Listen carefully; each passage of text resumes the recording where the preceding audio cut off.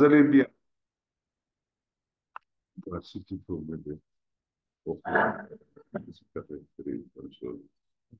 Oui, oui, bonjour. Bonjour, ça va, vous allez bien? Bonjour, Bonjour. ça va, vous allez bien? Oui, ça va, alhamdulillah. Donc, il y a combien de personnes là? Trois. C'est le réseau, ça. Qui est là? C'est bon. Abiba Adama Mbaz. Adama. Mbaz. Mbaye. Voilà. Bon, OK, je pense qu'il y a quelques petits soucis techniques pour certains. Il y a Mhm, aussi Nadja. mon assistante là qui n'a pas pu se déplacer aujourd'hui. C'est les aléas de la Tabaski, quoi.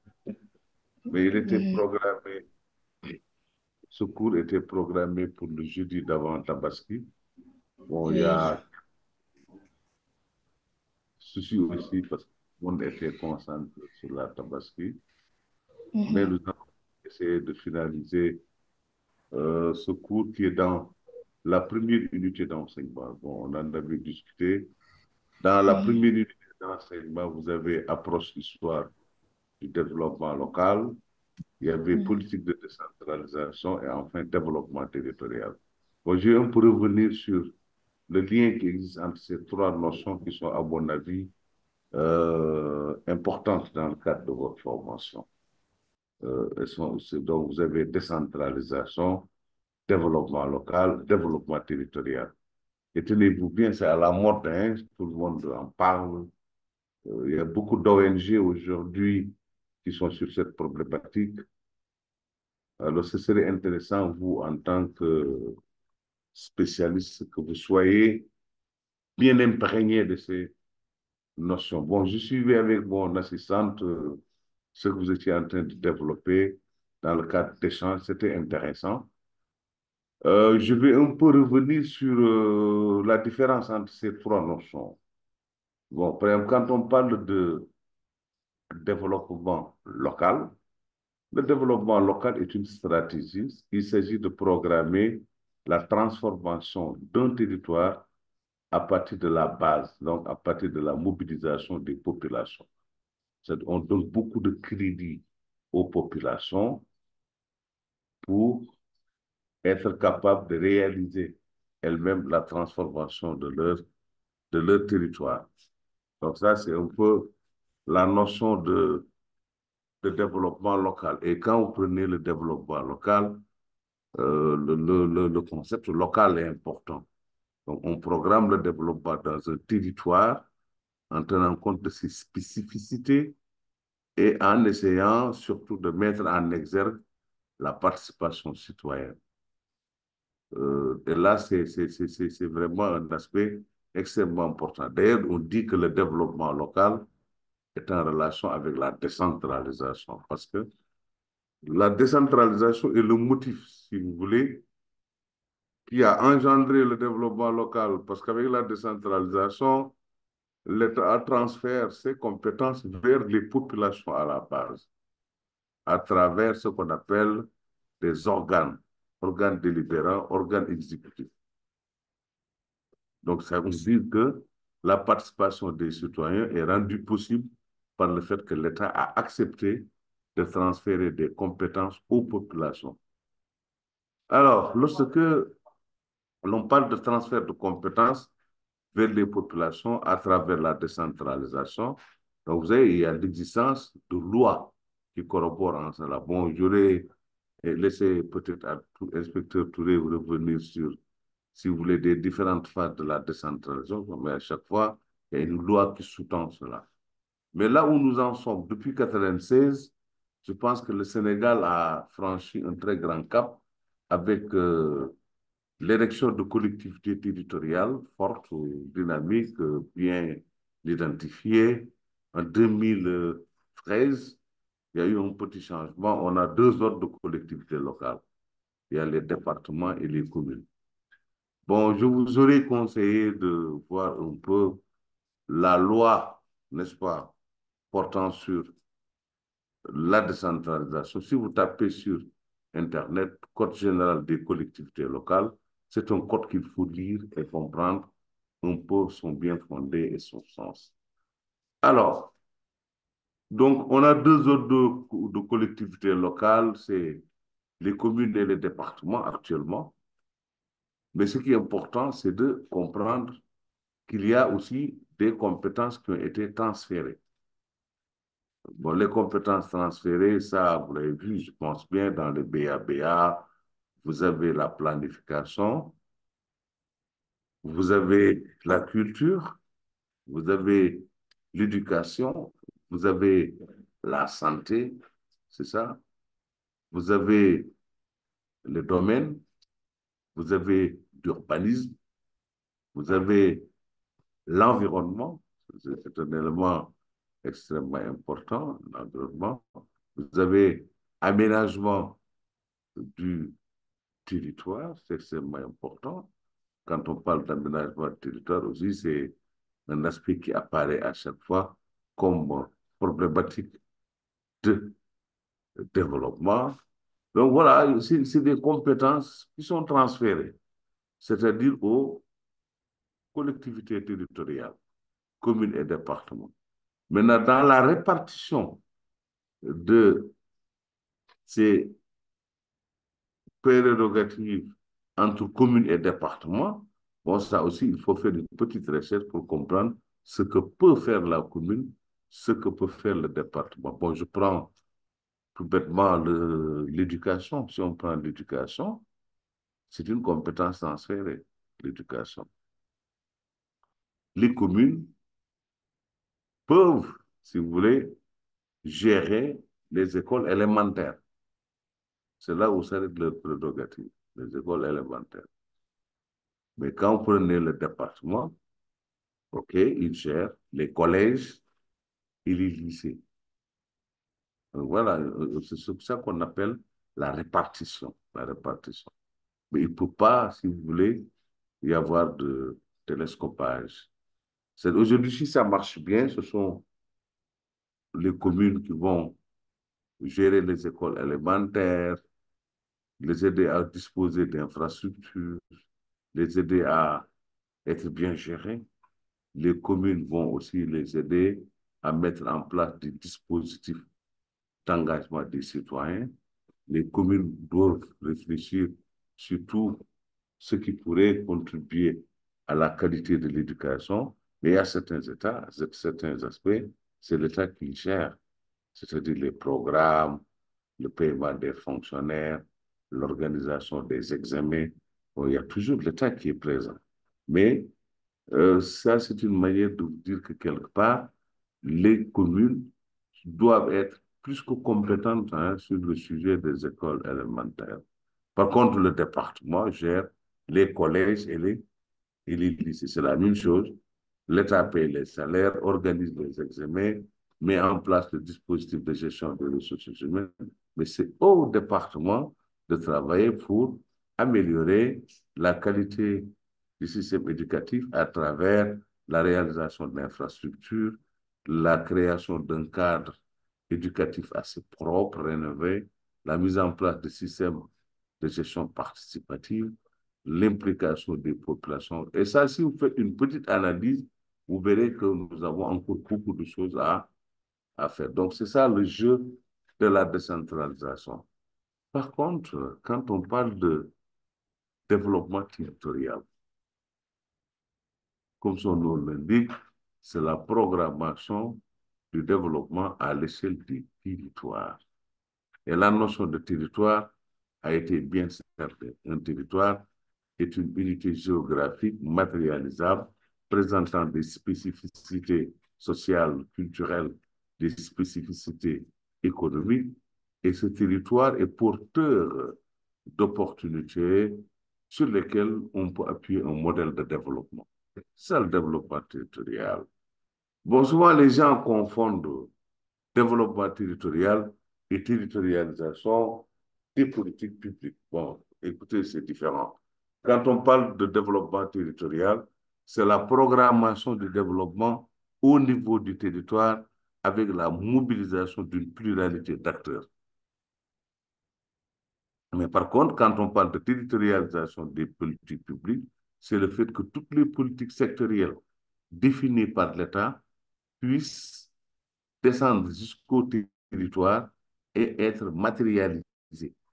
Par exemple, quand l'État, si vous voulez, a au niveau de l'éducation le paquet, n'est-ce pas, le programme d'amélioration de la qualité, de l'équité et de la transparence, c'est un programme de l'État.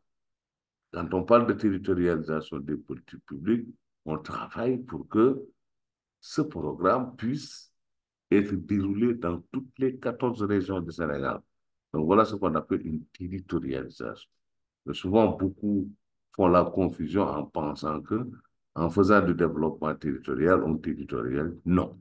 La territorialisation des politiques publiques, justement, s'appuie sur l'existence d'un dispositif de développement local, l'existence d'un dispositif de déconcentration, mais aussi l'existence, si vous voulez, de lois permettant à l'État de transférer des compétences vers des entités administratives, autrement appelées collectivités territoriales, dotées d'une autonomie financière, d'organes délibérants et exécutifs pour programmer de manière efficace le développement social, économique et environnemental. Voilà un peu ce qu'il faut essayer de cerner dans ce champ. Bon, par contre, le développement territorial, c'est une approche.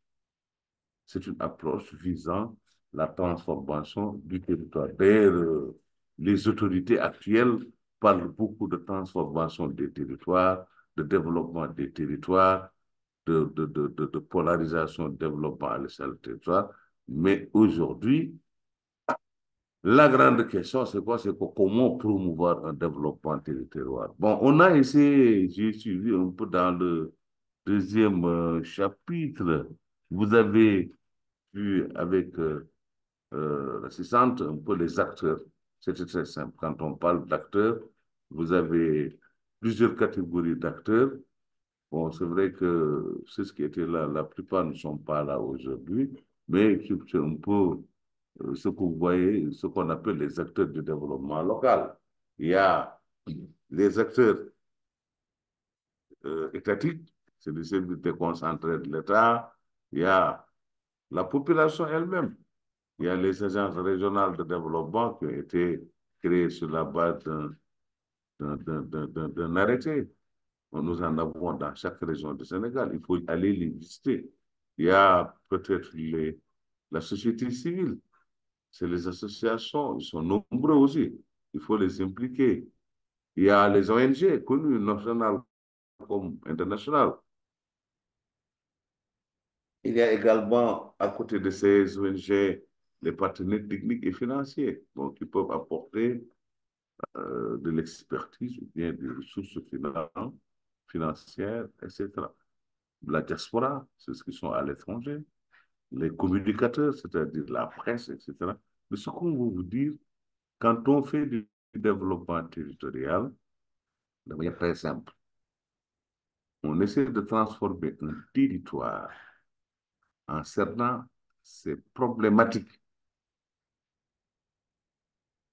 et on essaie de programmer un ensemble d'actions cohérentes capables de transformer le territoire tout en s'appuyant sur une pluralité d'acteurs. OK, il n'y a pas de développement territorial si on ne s'appuie pas sur une pluralité d'acteurs. Justement, c'était important de comprendre un peu la notion même de territoire.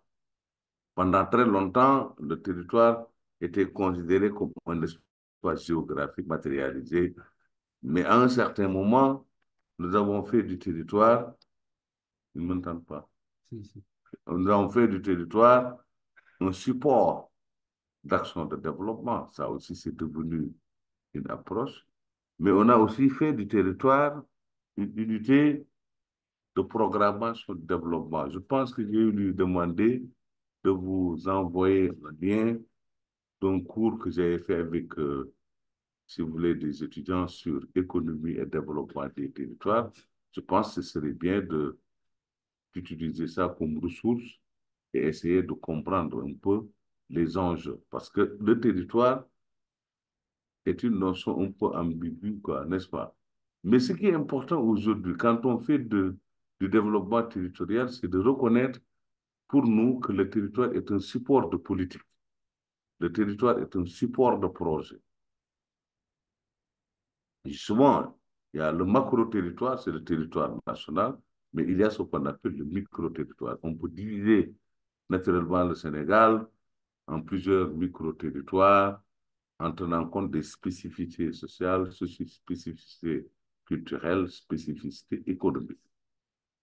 Et au niveau de ce territoire, on peut développer une politique attractive, c'est-à-dire une politique économique, ou bien une politique sociale, ou bien une politique environnementale, et amener les citoyens et plusieurs acteurs à se mettre en synergie pour transformer le territoire. Voilà pourquoi on peut aller très rapidement, si vous voulez, sur la dernière séquence qui vous montre comment mettre en œuvre le développement territorial avec ce qu'on appelle le phasage et si vous voulez mais il faudra pour compléter le cours hein, par vos recherches, mais je pense que Dieu va tout de suite vous envoyer un cours que j'ai fait avec les étudiants qui s'appelle Économie et développement des territoires. On a abordé là-bas beaucoup de cadrage théorique, hein, Oui. économie et développement des territoires, qui vous permettra de comprendre. Bon, je vous donne la parole un à un, on n'est pas nombreux, pour que chacun donne, si vous voulez, son avis sur les deux chapitres. Le premier chapitre, c'est la clarification des concepts. Le deuxième chapitre, c'était les acteurs engagés dans le développement territorial. Et tout à l'heure, on va échanger sur la mise en œuvre du développement territorial. Vous avez la parole, messieurs les étudiants. Qui veut la parole, la prend. Ils sont deux, Non, non. trois, c'est qui est écrit. Liba, Madou et Mbeng. Hein? Mbeng. Allez-y, vous avez la parole, on y va. Amadou Yoro n'est pas là, lui, il est très dynamique.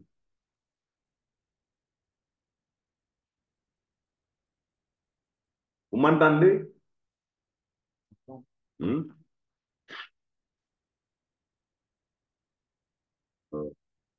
Fatou Niambeng, tu m'entends? Hein? Fatou? Attends, il bouge. Hein. Fatou Niambeng, tu m'entends? Amadou? Adam. Amadou? Non, c'est Adam. Adama, Adama, Oui, je vous entends bien. ça va? Oui, ça va. Abi?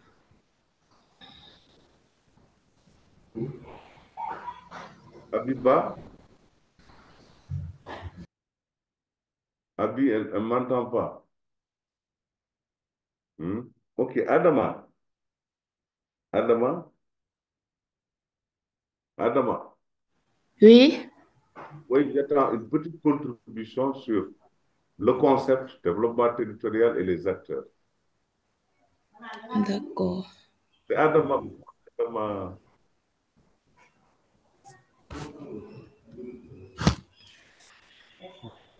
Hein? Hein?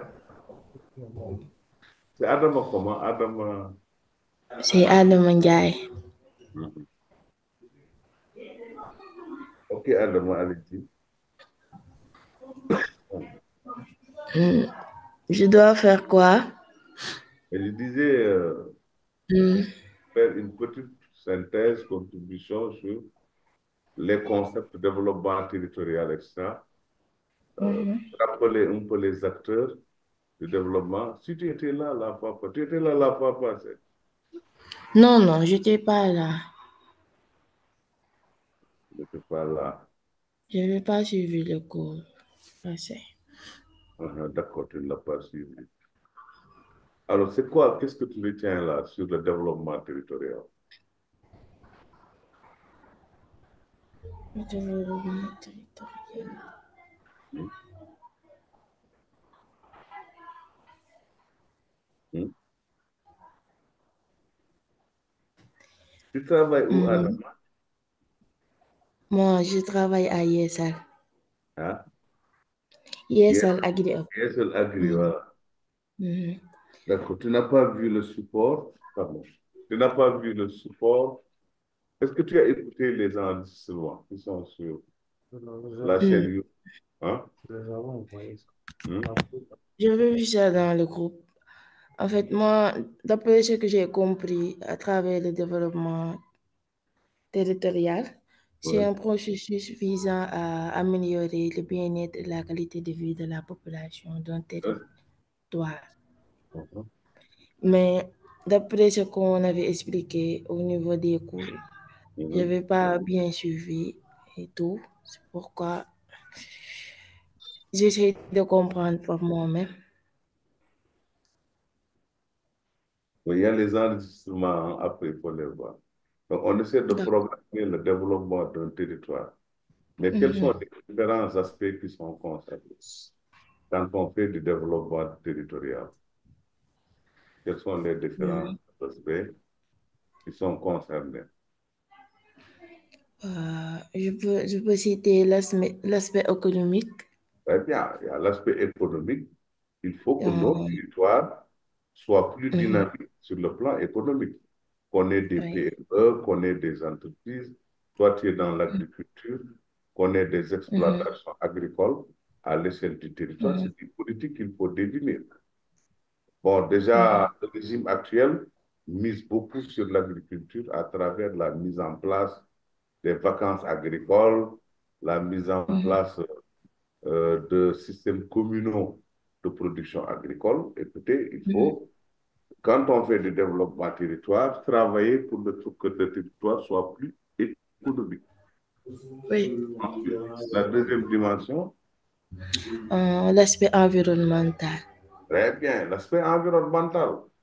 Mhm, Aujourd'hui, c'est à la mode, hein. Nous oui. avons des écosystèmes qui sont très fragiles. Mhm, mhm, Nous avons des changements climatiques, n'est-ce pas? Nous avons la oui. déforestation. Donc, nous Mhm, avons tout un ensemble de perturbations climatiques qu'on ne peut plus envisager au mhm, niveau macro. Mais il faut développer des politiques territoriales visant mhm, à améliorer l'environnement. mhm. Très bien. Et la troisième dimension, C'est l'aspect social. très bien, c'est Il y a aussi l'aspect l'aspect social. social. Mhm, L'éducation, la santé, n'est-ce pas, la culture. Et si vous prenez ces trois piliers, ce sont les trois piliers du développement durable. oui. Voilà, ça, il faut bien le noter. Voilà les trois Mhm, piliers du développement durable. mhm, Donc, on peut tout de suite dire que quand on se met dans une perspective de développement territorial, on va mhm. Oui. travailler pour avoir des territoires qui sont viables et porteurs de Respecte développement l'environnement durable. aussi. Mhm, Il nous faut des territoires porteurs de développement durable, mhm. n'est-ce pas? Oui. Maintenant, le développement territorial se programme où? Quel est le support? C'est le territoire. C'est le territoire, oui. Allez, donne-moi quelques exemples de territoires sur lesquels on peut programmer le développement territorial.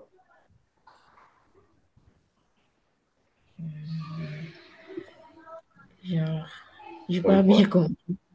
il faut aller à la décentralisation. Il y a combien d'ordres de collectivités territoriales?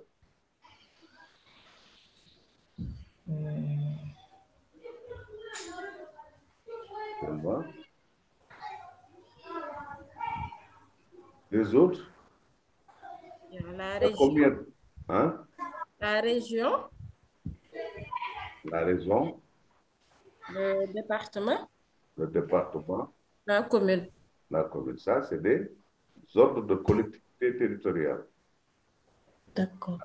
On peut travailler au Sénégal pour développer les régions. Nous avons 14 régions, Mhm. Mhm. nous avons des communes, nous avons 46 départements. Donc, Oui. ces territoires sont appelés supports. C'est des supports de développement. Mhm. C'est ça les territoires. Mais on peut aussi préciser que depuis 2012, la région n'est plus une collectivité territoriale. Donc, on a les départements et les communes. Maintenant, quand on veut faire du développement territorial, on peut développer ces territoires, mais il y a ce qu'on appelle l'approche pôle.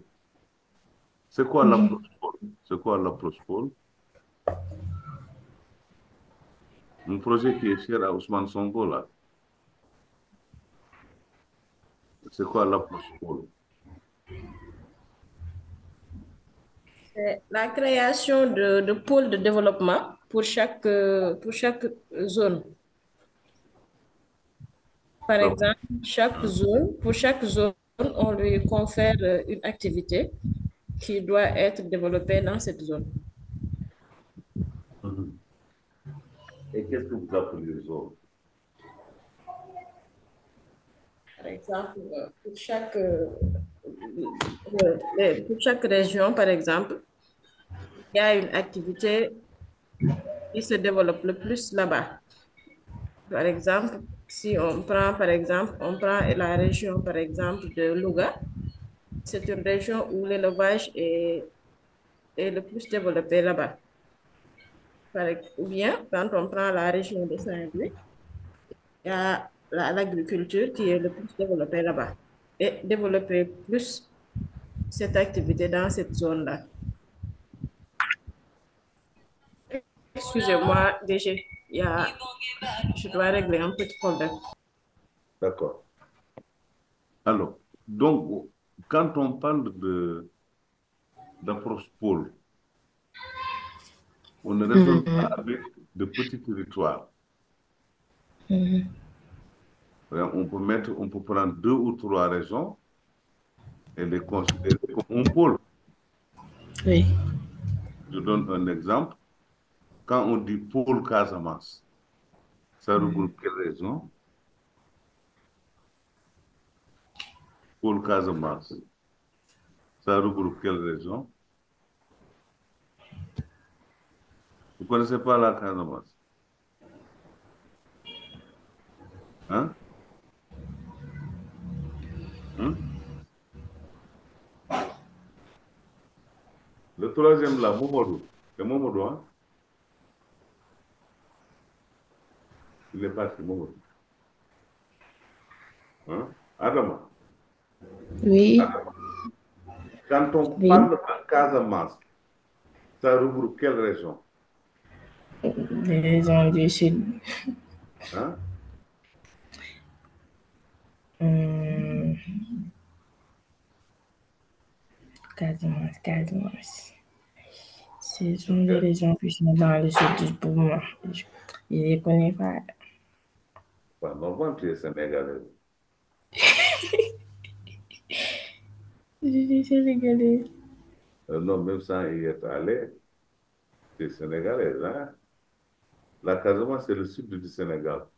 Quelles sont les Mhm. régions qu'il y a au sud du Sénégal? Hum,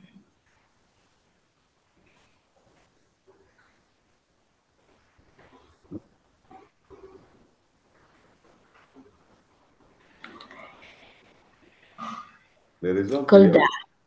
Oui, il y a Kolda, Kolda. Sédhiou, Ziguinchor. Ziguinchor. Voilà. Voilà les 3 régions qui sont au sud du Sénégal. Kolda, Sédhiou, Ziguinchor. Vous voyez un peu?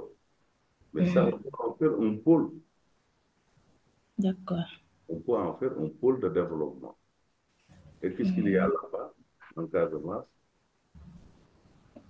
Il y a l'agriculture qui est plus... L'agriculture.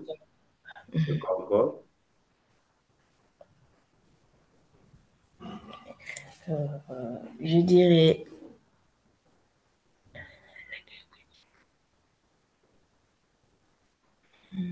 Et un produit qui est là-bas et qu'on transporte, qu'on importe, qu'on exporte même. L'anacarde. d'accord, d'accord. Tu connais l'anacarde? Oui, je peux. Mais quand on parle de production de mangue, on pense à la Casamance. Oui. Tu as vu? Donc, quand on est dans une approche pôle, on peut éclore en Casamance une économie forte à partir de ces potentialités. Donc, quand on parle d'approche pôle, on ne va pas prendre de petits territoires, mais on prend un territoire qui est plus ou moins global, et ce territoire est capable, si vous voulez, de s'appuyer sur ces opportunités pour dégager des valeurs ajoutées spécifiques. Et Excusez-moi, DG, j'étais un peu en déplacement.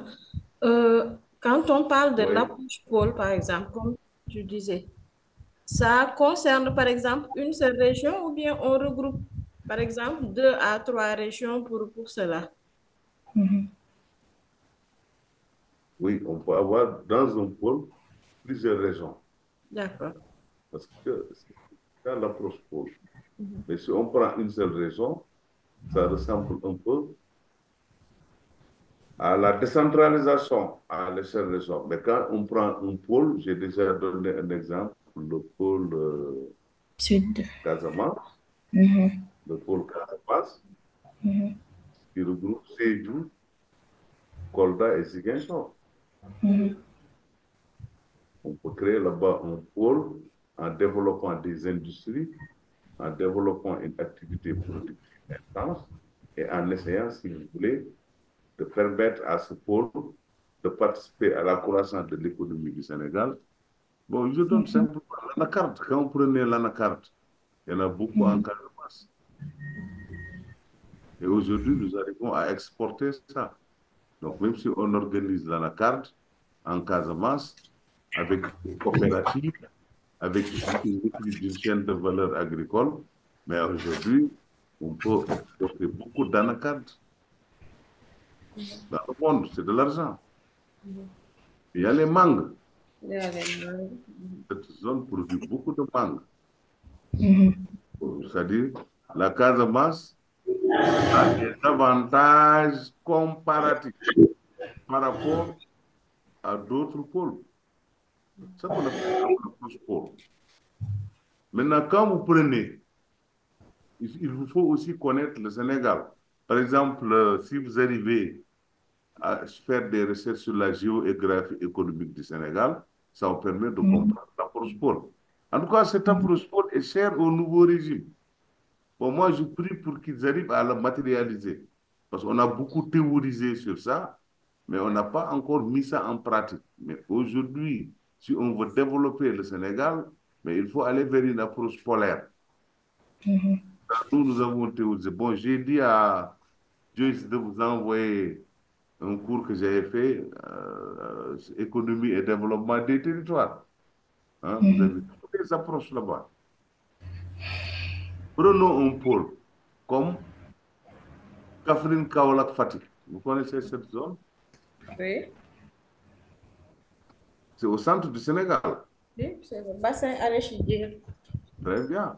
C'est là-bas qu'il faut développer l'arachide et avoir des industries capables de transformer l'arachide en huile, des industries qui vont produire l'élément du bétail, ouais, un peu. Mais aussi avoir un dispositif. Et c'est comme ça qu'on peut créer de l'emploi. Moi, je suis de ceux qui pensent que si on développe ce pôle, on va spécialiser ce pôle, surtout pour l'arachide. Mais au niveau de ce pôle aussi, n'oubliez pas, nous avons du sel, Du sel, Fatick, Foundiougne. Mais le sel, c'est notre or blanc. Il suffit de récupérer toutes ces terres qui sont frappées de salinisation. On peut avoir des industries maîtrisées qui vont produire du sel iodé, etc. Et en même temps créer de l'emploi. C'est ça le développement polaire. On Bon, prend on la prend zone Est. la zone, Est. la zone, Kédougou, c'est Tamba. Tamba, Kédougou. Oui, ça, ce sont les mines, industries Les minières. mines. Il faut renégocier les contrats, oui, faire du contenu local et faire de sorte que les mines du Sénégal profitent aux Sénégalais. Surtout. C'est tout. Mais il faut renégocier les contrats, il faut une politique de développement territorial axée sur les mines et que les mines puissent permettre d'enrichir les Sénégalais. Mais aujourd'hui, quand on prend les mines du Sénégal oriental cohabitent avec la misère des populations. Ce n'est pas normal. Ah ouais. Et on peut bel et bien avoir un plan de développement territorial axé sur les mines avec le développement du contenu local, la création d'universités spécialisées en mines, la mise en place d'infrastructures assez intéressantes, mais surtout renforcer la sécurité pour qu'on ne pense pas qu'il faut un dualisme à Kédougou, l'orpaillage traditionnel et l'exploitation minière des sociétés étrangères. Je vous donne un exemple pour permettre de comprendre un peu ces questions de souveraineté-là. La France ne produit pas de l'or, mais les réserves en or de la France, elles sont quasiment supérieures aux réserves en or du Sénégal. Ça peut nous pousser à réfléchir. Il faut encore une fois de plus envisager un modèle de développement territorial à partir des ressources existantes. Ça ne nous amène pas à ne pas faire de l'agriculture.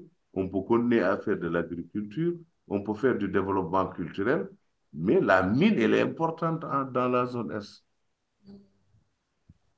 Voilà un pôle. Maintenant, quand vous prenez la vallée du fleuve, ça regroupe quelle région? La région de Saint-Louis, Et la région de Matam. Matam. Mm.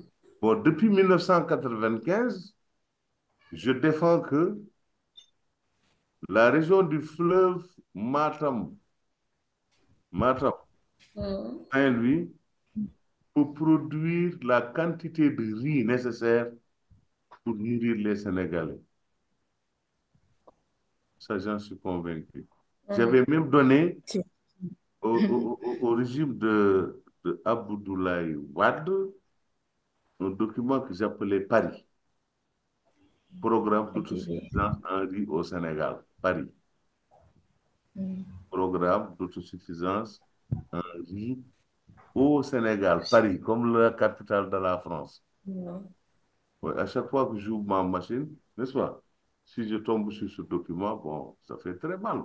Nous avions posé à l'époque tout ce qu'il fallait pour que la région du fleuve ou la vallée du fleuve produise le riz nécessaire à nourrir les Sénégalais et exporte du riz. Donc, il y avait le levier foncier pour protéger nos terres, ne pas les brader. Il y avait l'équipement agricole, parce qu'on ne peut pas continuer à produire avec matériel archaïque, n'est-ce pas? Il y avait la formation des agriculteurs, il faut former les agriculteurs. Il y avait la protection des ressources naturelles, le fleuve, on doit le protéger. C'était extrêmement important. Et il fallait aussi mettre le maximum d'aménagement rizicole. Bon, ça aussi, j'en suis convaincu, c'est un pôle. On peut produire tous les riz nécessaires pour nourrir les Sénégalais et dégager des surplus exportables. Bon, ça, j'en suis convaincu. Mais ça demande une volonté politique. Ça demande, si vous voulez, ce qu'on appelle des ruptures systémiques. C'est-à-dire qu'il y a des systèmes préétablis qu'il faut rompre et puis dégager de nouvelles valeurs ajoutées. Mais si on continue, on laisse comme ça, le fleuve va être pollué, les terres vont être fatiguées et il y a beaucoup de spoliation foncière. Hein. Écoutez, Bon, je ne vois pas comment on peut prendre un privé, une personne, et qui de surcroît n'est pas sénégalais, on lui donne 200 hectares. Alors que l'activité agricole doit être menée par les populations locales. Bon, moi, on me connaît un peu partout dans le monde comme un avocat du local. Partout où je pars dans le monde, tout le monde me dit monsieur local. Je suis très fier de ça. Parce que nous, quand nous portions le message sur le développement local dans les années 90, personne n'y croyait. Personne n'y croyait. Mais ce qu'il faut, donc, c'est ce pôle. Mais donc, dans le pôle fleuve, mais on peut avoir des usines qui produisent de la tomate. Jeeg bu jar, jeeg bu lamb, jeeg bu rafet. On peut produire de la tomate. On n'a pas besoin, si vous voulez, d'importer de la tomate. Deuxièmement, dans cette zone, on peut maîtriser la filière riz dans toute sa chaîne de valeur, décortiquer le riz, le mettre en saké, faire le design, faire le packaging et puis le vendre moins cher au Sénégal. Je parie qu'on peut vendre au Sénégal le kilo de riz à 200 francs.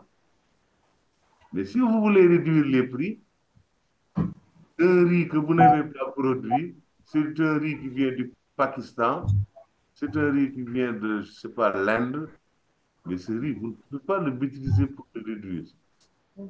Et il faut aussi une sensibilisation pour que les Sénégalais comprennent que le riz, c'est du riz. Le riz de la vallée est même plus riche que le riz que nous importons. C'est un riz extrêmement riche. Et qu'on apprenne à consommer ce qu'on produit. Voilà, il faut qu'on apprenne aussi à respecter ce qu'on produit. On consomme souvent, mais timidement, mais il faut respecter ce que nous produisons. Par exemple, je dis souvent à mes amis, bon, vous prenez un Gessner, surtout vous les femmes, hein, il est produit hors du Sénégal, mais allez prendre les tubes des Soninké des Fouta, c'est très joli. Très joli. Donc, il y a tout un travail de transformation, parce que quand j'entends les autorités parler de transformation systémique, ben, j'ai envie de les conseiller, hein, honnêtement. La transformation systémique, c'est d'abord la transformation des hommes. Ça ne doit pas être un vain mot. C'est la transformation des hommes. La transformation systémique, c'est la transformation des systèmes de production. La transformation systémique, c'est la transformation des systèmes de consommation. La transformation systémique, c'est la transformation des rapports entre les acteurs. La transformation systémique, c'est la transformation du modèle de gouvernance. La transformation systémique, c'est aussi la transformation du cadre juridique. C'est tout. Et je suis de ceux qui pensent que le Sénégal est avantagé par la nature. Nous pouvons valablement produire ce qu'il nous faut pour nous nourrir. On prend un autre pôle, Dakar-Thiès. Qu'est-ce qu'il y a à Dakar-Thiès? Il y a le maraîchage. Dans les Niayes. Merci beaucoup, ma poule là. Ça se voit qu'elle est de là. Il ne faut pas penser que Dakar, il n'y a que les industries, il n'y a que les autoroutes à péage. Dakar est un grenier maraîcher. Nous ne devons pas prendre le littoral pour construire des hôtels, construire des maisons. Ça appauvrit le Sénégal. On doit protéger le littoral, la bande de Filao. On doit protéger les Niayes, mettre en place un système de production maraîchère capable de dire, regardez, Technopole, là où vous l'avez mis, c'est vrai, vous avez mis Dakar Arena, vous avez mis un stade, c'est très joli, mais vous avez détruit des légumes. Il y avait toute une activité de production maraîchère. Donc, je suis d'accord que quand ils disent que dans la région de Dakar-Thiès, le maraîchage, une production, regardez, les légumes qui vont au Fouta viennent des Niayes. C'est les maraîchers de Tender, les maraîchers Foutou, de Léona, de notre. de Noto. Ce sont ces légumes qui vont au Fouta. Écoutez, si on arrivait à tout faire pour ne pas perdre ce grenier maraîcher, ce grenier horticole, mais regardez les destructeurs. Aujourd'hui, les terres destinées à la production, on les détruit. Regardez, je vais dans la zone des Niayes. On ne peut plus voir ces dunes jaunes, ces dunes blanches, ces dunes noires, ces séanes qui jadis étaient le fleuron sur lequel on s'appuyait pour faire du maraîchage. Mais Dakar, c'est aussi la pêche. Vous êtes d'accord? Région de Dakar, région de Thiès, c'est la pêche. Mais si vous prenez vous prenez la mer, vous donnez ça aux étrangers en leur disant faites tout ce que vous voulez. Aujourd'hui, vous avez des problèmes pour manger du yaboy. D'accord? Ça fait longtemps que vous n'avez pas vu de aube. Vous n'en voyez plus.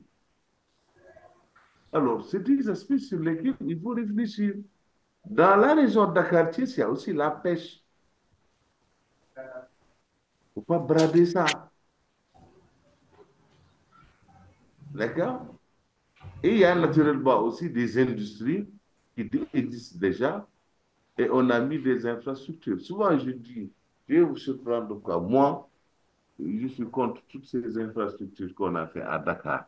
On met le terre, on met si vous voulez, beaucoup d'infrastructures. Moi, je suis contre. Pourquoi je suis contre? Parce que ce n'est rien d'autre qu'un fantôme qui cache l'iceberg. C'est de regarder la pauvreté à l'intérieur du Sénégal. Moi, je fais l'intérieur du Sénégal. Si je me positionne à Louguéry-Tcholi, ou bien je me positionne dans le Saraya, ou bien je me positionne dans le Bagadadi, et que je projette ma mémoire sur Dakar, ben, écoutez, nous sommes en train de créer des écarts terribles, terribles, et qui peuvent un jour être très dangereux dans l'équilibrage du développement territorial. Vous savez, le développement territorial promeut la justice, l'équité et l'inclusion. La justice, c'est quoi? C'est que le Sénégal est un territoire. Nous avons l'obligation de faire de sorte que partout où on puisse se situer dans le territoire, le Sénégal puisse accéder à des commodités. Le développement territorial promeut l'équité en montrant que tous les Sénégalais sont d'égale dignité en termes d'accès aux infrastructures, accès aux services sociaux de base. Le développement territorial promeut l'inclusion et que toutes les personnes qui puissent être au Sénégal aient la possibilité d'accéder au minimum vital, au bien-être et à l'épanouissement. Mais quand vous construisez un Dakar qui ressemble comme New York, alors qu'à Bagadadi,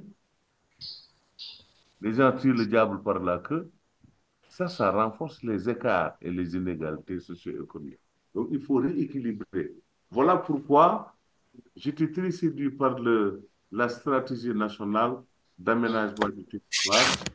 Bon, je profite toujours de cette occasion pour féliciter Djigo, l'ancien directeur général.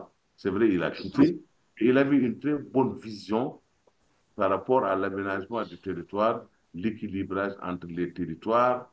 Et écoutez, s'il y a un domaine aussi sérieux, un domaine très sérieux à prendre en compte, mais c'est l'aménagement du territoire. Le territoire est un et indivisible. Les forces de défense et sécurité travaillent pour l'intégrité du territoire, c'est vrai. Mais au-delà de l'intégrité du territoire, il y a le développement du territoire, il y a l'aménagement du territoire. C'est très important. Donc voilà un bon pôle qu'on doit protéger. Maintenant, tout à l'heure, Madame Ba vous disait que Louga, c'est l'élevage, mais ça, c'est dans la zone sylvopastorale, vers Ranérou, Linguère, Dara. Mais quand vous venez dans le Louga, Mais ça, c'est la production de, de pastèques, pastèques, et de maïs, et de niébé. Je lui ai demandé que dans la zone de Louga, qu'on les spécialise en niébé. C'est de grands producteurs de niébé. Bon, c'est ça, il faut de bonnes variétés, il faut aménager les terres, il faut former les populations, il faut un bon approvisionnement en intrants, il faut un bon dispositif de commercialisation. Mais le niébé, c'est Louga. C'est Louga. Niébé.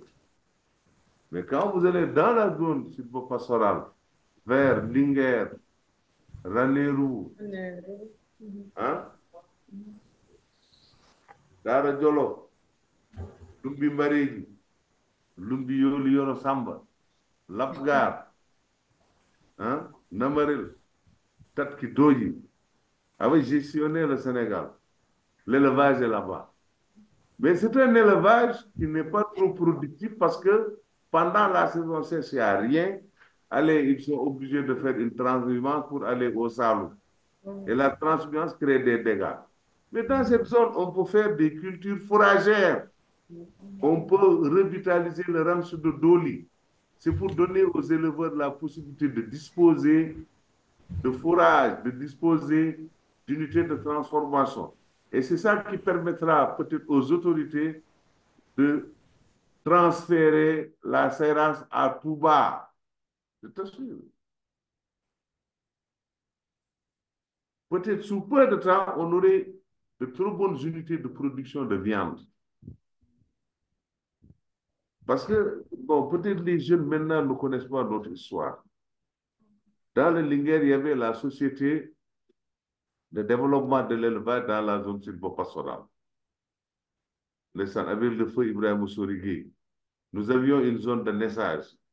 Nous avions une zone d'embouche. Nous avions une zone, si vous voulez, de production de viande, une zone de production de lait.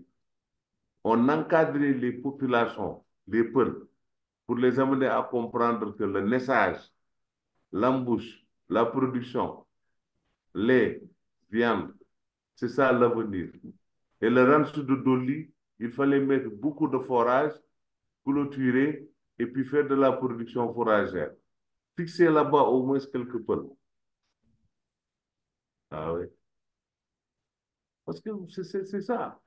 Peut-être qu'il y aura moins de transhumance si on faisait de l'ensilage, on met les peuples en coopérative.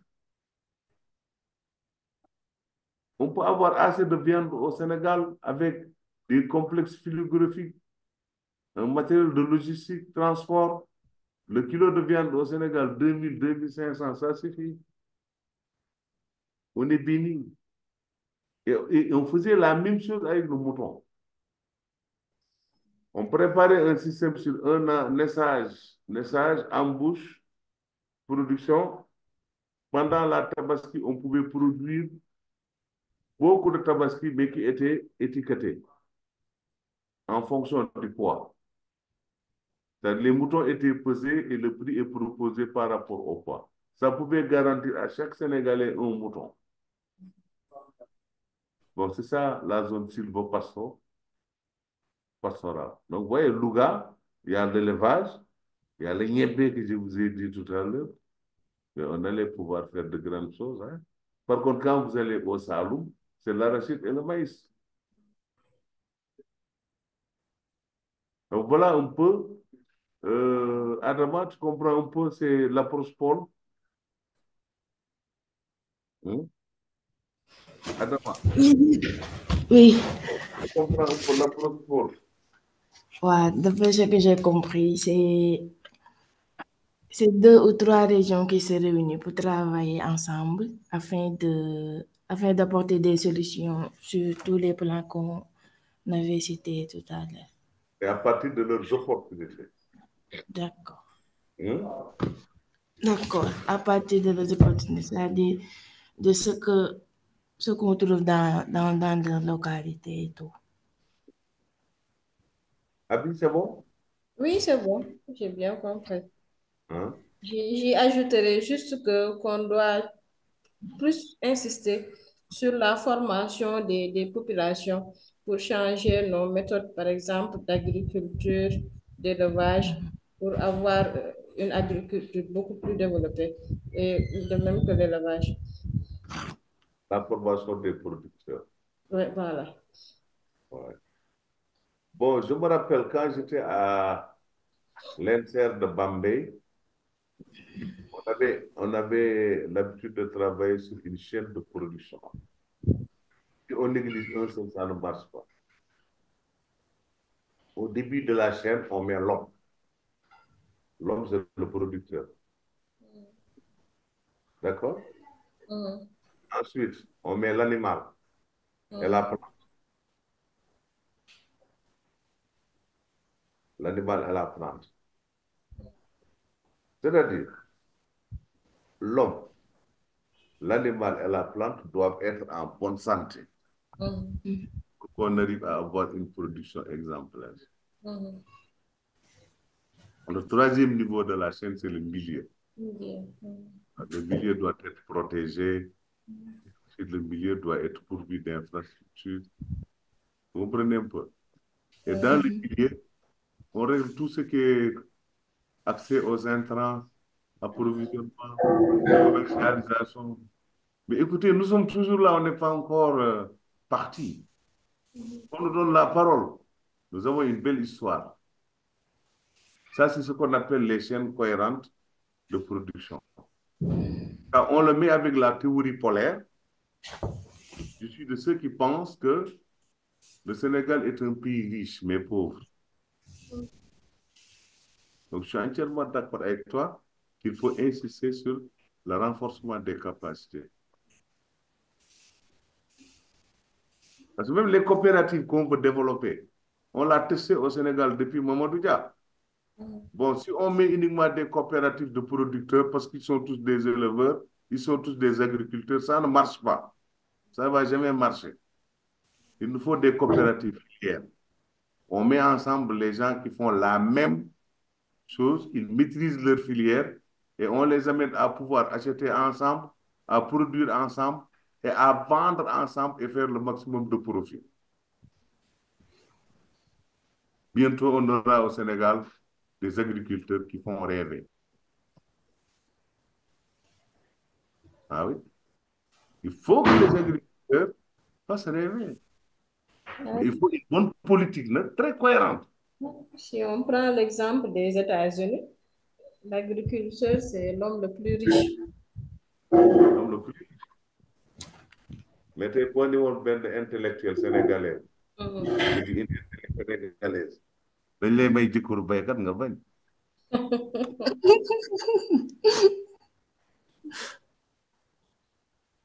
C'est la réalité. Oui, oui, c'est parce que baykat bi ni mu mel la. Ça ne fait pas rêver. Waaw. Ouais, bon. Moi, tu vois un enfant qui habite Matam, qui a un bac S, il ne rêve jamais de devenir un exploitant agricole. Parce que son papa ne le fait pas rêver. Mhm, Mais un gosse de Matam qui a un bac scientifique aurait pu être formé à Matam sur la riziculture, sur l'exploitation agricole, il pouvait valablement s'installer et communiquer avec le monde, avec Internet, avec son riz et être riche. Il va faire rêver. mhm, Bon, c'est ça que j'appelle la réforme. Hein. J'aurais mhm, bien aimé qu'on comprenne parce que l'approche Paul, on en a réfléchi depuis longtemps. J'ai eu la chance de côtoyer le professeur Moussa Sek, c'est l'un des inventeurs. Mais il y a beaucoup qui font de l'usurpation. Ils prennent les domaines agricoles, ils mettent de n'importe quoi, du copier-coller, mais souvent ils ne cernent pas l'essentiel que le professeur Moussa Sek avait donné.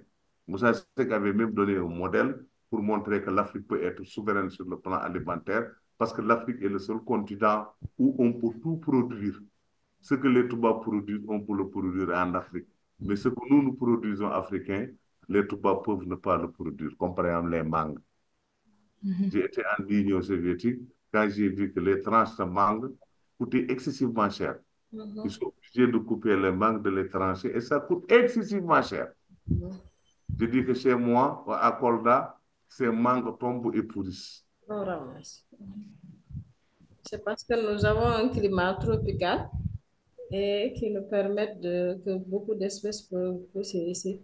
Par rapport à eux, où il fait extrêmement froid, ils ne Ouais. peuvent pas se Oui, permettre. mais écoutez, l'Afrique possède tous les scénarios climatiques du monde. Mhm. Vous prenez l'équateur vers le Maghreb, mais c'est comme l'Europe.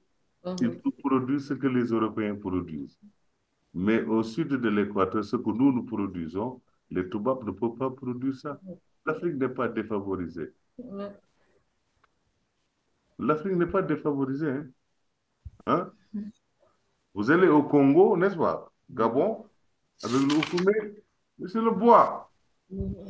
On a des forêts extrêmement riches, et des forêts où sont enfouis de l'uranium, n'est-ce pas? Des ressources minières extraordinaires.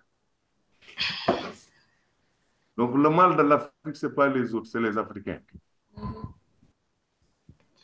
Le mal de l'Afrique, c'est les Africains. Donc en fait, quand, si vous voulez, le développement territorial, bon, insiste beaucoup sur le développement des micro-territoires, mais aussi il y a le développement polaire. Mettre plusieurs territoires partageant des opportunités pour essayer de les amener à les valoriser.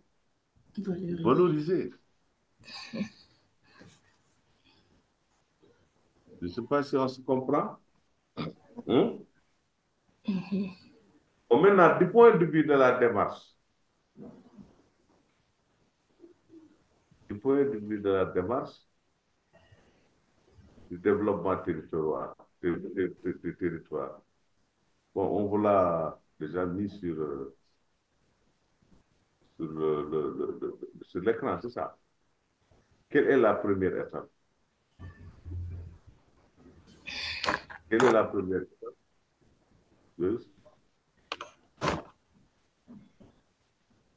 Quand on veut faire une démarche de développement territorial, quelle est la première étape? Il faut d'abord identifier les acteurs.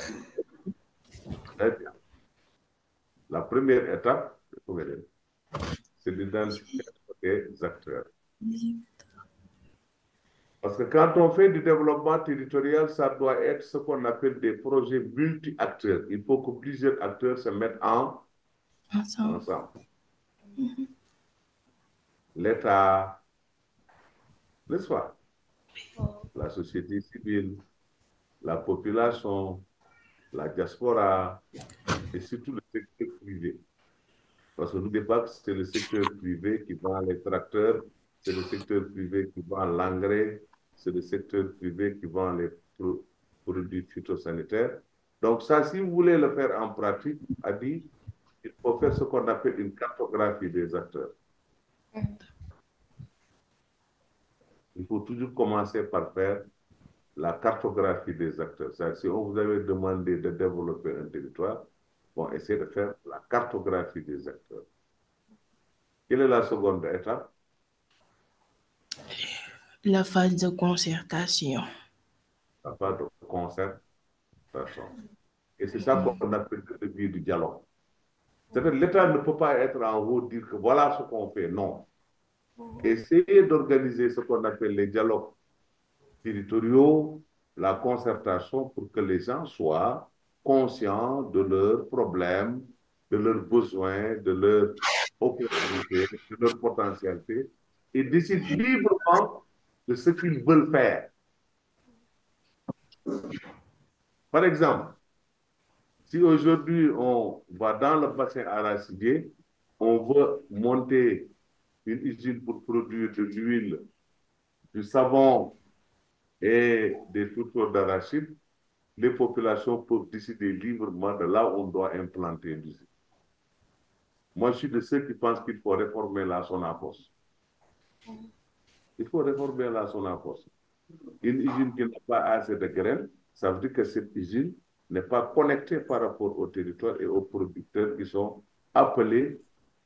C'est ça qui fait que aujourd'hui, je suis désolé, on fait de l'arachide, partout il y a des Chinois qui achètent notre arachide. Ce n'est pas normal.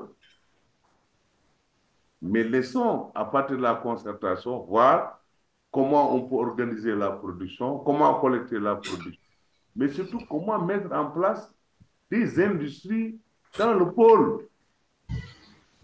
Des industries. Je suis sûr que si on développe ce modèle, on a de l'huile made in Sénégal, mais qui va coûter 300 francs le litre. On va avoir du savon made in Sénégal. C'est possible. Mais avec une bonne politique de restauration des terres, une bonne politique de protection et de préservation des terres, et une très bonne politique, comme on l'a dit, Madame Ba, la formation des producteurs, la formation des techniciens, et si vous voulez, la mise en place de coopératives filières. Donc c'est ça qui manque. Il faut une concert. Et qu'on arrête de penser que si on fait un conseil interministériel, on règle tous les problèmes. Ben écoutez, au niveau du conseil interministériel, souvent les paysans ne sont pas là-bas. Hein?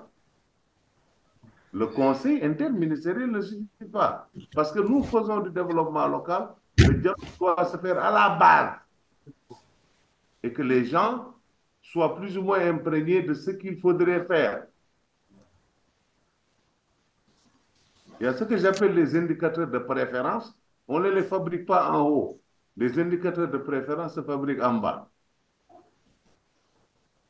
Donc c'est ça la phase de concertation, la phase de dialogue, que les gens soient capables de dire qu'est-ce qu'ils veulent faire, c'est quoi leur problème, qu'est-ce qu'ils ont comme opportunité. Mais c'est vrai, il y a beaucoup d'études antérieures qui ont été faites dans toutes les zones agroécologiques du Sénégal qui prouvent que si on fait ça, on peut se développer. Donc voilà pourquoi je dis que le mal de l'Afrique, ce n'est pas les autres. Le mal de l'Afrique, c'est les Africains. C'est les Africains. Ben, écoutez, je vais à Kayel. Monsieur le maire, il est en formation chez nous. À Kayel, il y a du pain de singe, du buis. Mais le pain de singe, ce sont les bana qui viennent l'acheter pour aller le vendre dans les grandes villes, alors que les gens de Kayel sont pauvres. Mais je suis de ceux qui pensent que le buis, le pain de singe doit rester à Kayel. Les gens exploitent le buis, font de la transformation, font du packaging et font eux-mêmes la commercialisation, mais à condition qu'on ait une coopérative sur la filière buis. À Kayel. Le maire est chez moi, il fait sa licence. Et ça, il faut une volonté politique, il faut une bonne concertation. Donc, ce que je voulais vous faire comprendre, c'est quoi? C'est que quand vous venez dans un territoire... Et Kayel, c'est dans quelle localité? Kayel, c'est vers Kumpentoum. Ah, Si tu veux, je peux t'amener là-bas en stage pendant les vacances. Le maire est là, hein, il fait sa licence. d'accord, ah, c'est très bien. Bon, je le transformerai. Hein. Ah, bien sûr. J'ai beaucoup de maires que j'ai transformés. Hein. Oui. J'ai fabriqué au moins une dizaine de maires qui ne sont pas comme... Ah oui, c'est sur vos modèles, ils vont vraiment réussir Ah oui, j'ai fabriqué à des... développer leur localité. Oui, des maires, j'en ai fabriqué. Bon, peut-être je ne pourrais pas faire, mais des gens qui font de bonnes choses. Donc voilà, Kayel, c'est le pain de singe. Bon, c'était pour vous dire qu'il n'y a pas un territoire pauvre. Tous les territoires sont... Chaque territoire a au moins une spécificité qu'il peut développer. Et c'est ça. Voilà. Mais vous, ce que vous retenez en tant qu'expert, commencez toujours par faire la cartographie des acteurs et puis susciter ce qu'on appelle une concertation. C'est ça la phase de dialogue. Et la phase qui suit? Phase de diagnostic. Très bien. Vous avez vu un peu. La phase de diagnostic, ça, on l'a vu en licence. C'est pour un peu voir qu'est-ce qu'il y a là-bas comme Besoin, opportunité, ressources. Opportunité. Qu'est-ce qu'il y a là-bas comme problème? Problème fort, faiblesse. Dans le modèle de développement territorial, vous avez vu un peu. Bon, vous approfondissez, vous partez de la cartographie des acteurs, vous faites la concertation et puis vous allez au diagnostic. Si on veut développer le territoire, et ensuite, Le choix et la mise en œuvre du projet territorial. est-ce que selon vous, le projet, il a été dicté, il a été imposé? Non. Non. Le projet, il vient d'où? Hmm? Le projet, il vient d'où? Il vient de la Il part. vient de la base parce que déjà, c'est là-bas qu'on a fait le choix là-bas. Il y a la concertation, il y a eu un diagnostic où on a eu à voir ce qui est Oui, problème. parce que nous, en développement local, nous combattons ce qu'on appelle les projets top-down. Un projet qui vient du sommet et qui descend. Bon, c'est pour ça que je pense que les nouvelles autorités ont intérêt aussi, même s'ils ont un projet, une vision, quand même qu'ils partent à la base pour la concrétisation du projet selon ce modèle. Ce modèle, bon, a été testé un peu partout. Au Canada, par exemple, ça marche. Donc, dès que vous activez le levier de cartographie des acteurs, vous ne laissez personne en rade. Mhm. Hein? Après la cartographie des acteurs, il faut beaucoup de temps pour la part de concertation. Après la concertation, c'est le diagnostic. Et c'est comme ça que le projet territorial fera pour sortir. Mais quand vous concevez en haut un projet, pour dire que c'est ça qui doit se faire, c'est ça qu'on appelle le top-down, c'est dépassé. Ça ne marchera pas. D'accord? Parce que dès l'instant que le projet, on l'a connu, après, il faut passer à la phase de mobilisation Des ressources. Parce qu'il n'y a pas de ressources, on ne pourra pas exécuter le projet. On Sandiara a fait un bon travail. Je l'ai conseillé même à Seringue Diop pour de rester maire de Sandiara, ça vaut mieux que d'être ministre. On perd comme ça un maire qui était sur le chemin, mais il n'est pas encore arrivé à l'émergence. Ouais. Il est sur le chemin de l'émergence. Je l'aurais conseillé de ne pas être ministre, de rester dans son terroir de maire et attendre encore. Mais sinon, s'il part, le projet risque de s'arrêter. Hein. Il nous faut aussi accepter que les responsabilités, on les incarne sur une longue période. C'est un peu ça, parce qu'il faut mobiliser les ressources à travers un partenariat, à travers le marketing territorial, pour que le projet soit attractif pour attirer des privés, pour venir s'investir. Je vous ai conseillé le lien que j'ai fait, économie et développement des territoires, il faut l'écouter de A à Z. C'est ça qui vous permettra de comprendre mon cours là. Et lisez surtout le support. Parce que quand vous faites un projet territorial qui a été défini par tous les acteurs, on mobilise les ressources, on passe à sa mise en œuvre. Et justement, en mettant en œuvre le projet, il faut un bon comité territorial de pilotage, mais aussi un bon comité de suivi. Et en 15 ans, on peut valablement transformer un territoire. Aucun jeune n'aura besoin de partir à Dakar ou bien de prendre le risque de prendre les pirogues pour voyager. Donc moi, c'est ça le plaidoyer que je mène. Il faut rééquilibrer le développement au Sénégal. Et rééquilibrer le développement au Sénégal, l'unique solution que je crois, ce n'est pas la seule solution, mais c'est le développement territorial.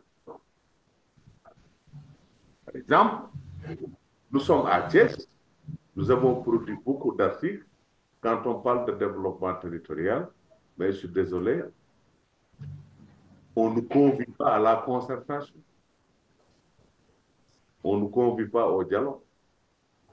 Et il faut que les gens arrêtent de penser que quand on fait du développement territorial, il faut éclairer les rues, construire de belles infrastructures, de belles places publiques. Mais quand les gens ont ça, et ont des problèmes pour manger, les gens ont ça, mais malheureusement, les jeunes n'ont pas d'emploi.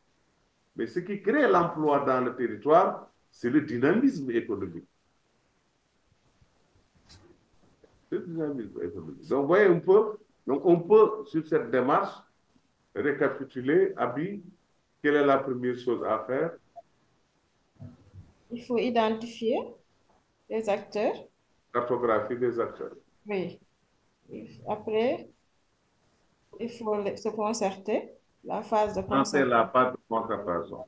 Voilà. Après, c'est la phase de diagnostic. Oui, Identifier ce qui est problème, ressources, et ainsi de suite. oui. Après, le choix et la mise en œuvre du projet territorial. Et après cela, il faut mobiliser des ressources financières. Surtout ça. Voilà. Ensuite, Après, ensuite, le suivi, évaluation. parce que tant qu'on n'a pas de mobiliser de ressources financières, on ne peut pas lancer le développement du territoire. Ce modèle, vous pouvez l'appliquer. Adama, Adama, Oui, ce modèle, vous pouvez l'appliquer à Agri-ISL. Spécifiquement, oui. agricole. Mm. Vous pouvez l'appliquer à Agri-ISL. Mhm. Voilà, OK. Bon, j'ai même produit un livre sur ça plus détaillé. Bon, il faut le chercher sur Internet. La décentralisation au Sénégal de la politique au développement. Armatan. La décentralisation au Sénégal de la politique au développement local. Édition Armatan. Bon, ce modèle Abi, vous pouvez l'appliquer à Tiawan. Inch'Allah. C'est la même chose. Ouais. On peut l'appliquer Mm. au niveau de plusieurs communes. Mm. Bon, c'est ça qu'on appelle l'intercommunalité. Voilà, regardez à Tiawan, Mewan, Pekes, Ngaï, Tilmaha, Poul, ils ont les mêmes problèmes. Il y a des sociétés minières qui arrivent, il n'y a pas de projet territorial. Ils ont intérêt à se mettre ensemble dans ce que j'appelle l'intercommunalité. Intercommunalité. Et aller vers un projet territorial. OK? On peut aussi appliquer ce modèle à l'échelle d'un département, à l'échelle d'une région. On peut appliquer ce modèle à l'échelle d'un ensemble de régions. Je vous ai donné aujourd'hui les pôles que je crois être capables de porter le développement du Sénégal, Casamance, Sénégal oriental, bassin arachidier, vallée du fleuve Sénégal, le littoral, Louga, la zone sylvo-pastorale. C'est-à-dire, si on travaillait assez sur 10 ans sur ça, mais surtout avec de bons experts. Parce que quand vous dites à quelqu'un de lancer la programmation de développement d'un territoire alors qu'il n'a pas fait le développement territorial comme vous, bon, ah, down, il y a le top-down. Donc voilà un peu les aspects sur lesquels. Bon, maintenant pour les ressources, je pense que on va vous demander, on va vous demander, premièrement, tu as mis en ligne la vidéo. Ouais, on va mettre en ligne la vidéo économie et développement du territoire. Bon, c'est le même cours, hein, mais qui va vous permettre d'approfondir. Du point de vue de la recherche, il faut chercher sur Internet des articles qui parlent de développement territorial, n'est-ce pas? Bon, vous n'aurez pas peut-être la chance de faire un stage de terrain pour activer ça, parce que vous travaillez, mais c'est bon aussi de lire un peu le plan Sandiara émergent. Bon, je donne ça souvent à mes étudiants. Bon, j'ai eu à participer à son élaboration. Mais lisez le plan Sandiara émergent. Ça vous donne une idée sur ce que devrait être. Moi, j'aimerais bien faire un stage de terrain au moment de mes congés quand même. Par exemple, tu cibles quoi? Hein? Tu cibles quel secteur, quel type de stage? Bon, après, je vais y réfléchir pour voir. Oh, c'est bien possible, hein? C'est bien possible de se préparer. Et je sais qu'au Maroc, ils font de bonnes choses hein, sur ça, sur le développement territorial. Le Maroc fait d'excellentes choses. Hmm. Ah ouais, c'est ça. Ils sont beaucoup plus organisés que nous. Hein? J'ai dit, ils sont beaucoup plus organisés que le Sénégal. Oui, bien sûr, ils font beaucoup de choses, mais leur centre, moi, ils écoutent leurs experts. Mhm. Le Maroc écoute ses experts. Mais si nous, les experts, bon, moi, je fais partie des rares experts de l'économie territoriale, développement local, mais on ne me contacte même pas pour me demander des conseils. Mais vous savez que je peux développer le Sénégal.